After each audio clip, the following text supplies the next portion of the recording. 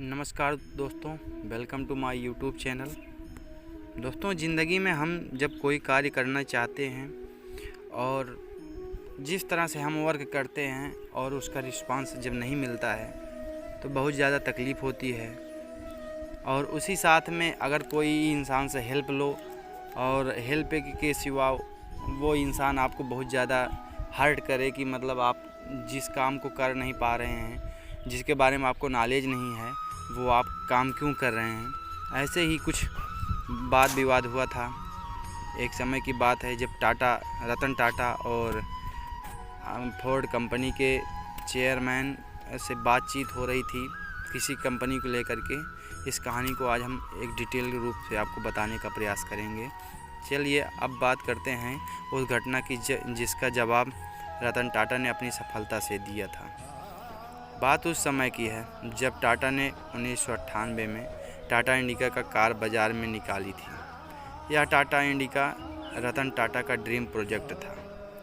उसके लिए उन्होंने बहुत मेहनत की थी, लेकिन इंडिका कार को बाज़ार में अच्छा रिस्पांस नहीं मिला, जिसके कारण कुछ सालों में टाटा मोटर्स घाटे में जाने लगी थी। टाटा मोटर्स के साझेदारों ने रतन टाटा को कार व्यापार में हुए नुकसान के लिए कंपनी को बेचने का सुझाव दिया और न चाहते हुए रतन टाटा को दिल पर पत्थर रखकर ये काम करना पड़ रहा था। वे टाटा मोटर्स के साझेदारों के साथ अपनी कंपनी बेचने का प्रस्ताव लेकर फोर्ड के पास गए, जिसका हेडक्वार्टर अमेरिका में है। फोर्ड कंपनी के साथ रतन टाटा और उनके साझेदारों की मीटिंग 3 घंटे तक चली। फोर्ड के चेयरमैन विलियम क्लेफोर्ड Jr. ने रतन टाटा को बातों ही बातों में कह दिया कि तुम्हें जब इस बिज़नेस के बारे में कोई जानकारी नहीं था तो तुमने इस कार को लॉन्च करने में इतना पैसा क्यों लगा दिया। हम तुम्हारी कंपनी को ख़रीद करके आपके ऊपर एहसान कर रहे हैं। यह बात सुनकर टाटा के दिल पर लग गई और रतन टाटा रातों रात अपनी पूरी टीम के साथ अमेरिका से मुंबई आ गए। फोर्ड की बात का तकलीफ़। फोर्ड की बात इतना टाटा के दिल में लगी और रतन टाटा ने अपनी कंपनी को सफल बनाने के लिए जान लगा दिया। देखते ही देखते टाटा कार के बिजनेस का ग्राफ बढ़ने लगा। इससे उन्हें बहुत फ़ायदा हुआ। वहीं दूसरी तरफ फोर्ड कंपनी नुकसान में जा रही थी और सन 2008 के अंत तक दिवालिया होने के कगार पर थी। उस समय रतन टाटा ने फोर्ड कंपनी के सामने उनकी लग्जरी सीरीज की कार लैंड रोवर और जगुआर को खरीदने का प्रस्ताव रखा। बदले में फोर्ड को अच्छा खासा दाम देने को कहा, क्योंकि विलियम क्लेफोर्ड Jr. पहले से ही जगुआर और लैंड रोवर की वजह से घाटा झेल रहे थे। उन्होंने यह प्रस्ताव खुशी खुशी स्वीकार कर लिया।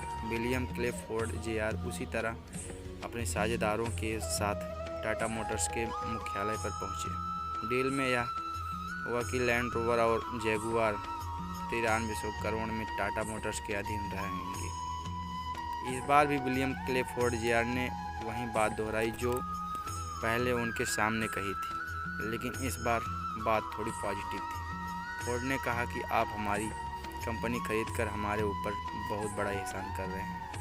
आज लैंड रोवर और जगुआर टाटा समूह का ही एक हिस्सा है और सारी दुनिया में भारतीय कंपनियों का नाम रोशन कर रहा है।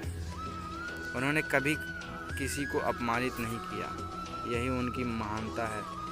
यही वो गुण है जो एक सफल और महान व्यक्ति का परिचायक है। जब व्यक्ति अपमानित होता है तो अपमान का परिणाम क्रोध होता है, लेकिन महान लोग अपने क्रोध का उपयोग अपने लक्ष्य को प्राप्त करने के लिए करते हैं, ना कि किसी नकारात्मक कार्य में। दोस्तों, हम ज़िंदगी में जब भी कोई कार्य करते हैं तो वो कभी क्रोध में लिया हुआ निर्णय वो सही नहीं होता है। हमें गुस्से का बदला उसके अपने कार्य को दिखा करके करना चाहिए। दोस्तों, वीडियो अच्छा लगा हो तो वीडियो को लाइक और शेयर सब्सक्राइब करना ना भूलें। Thank you, bye.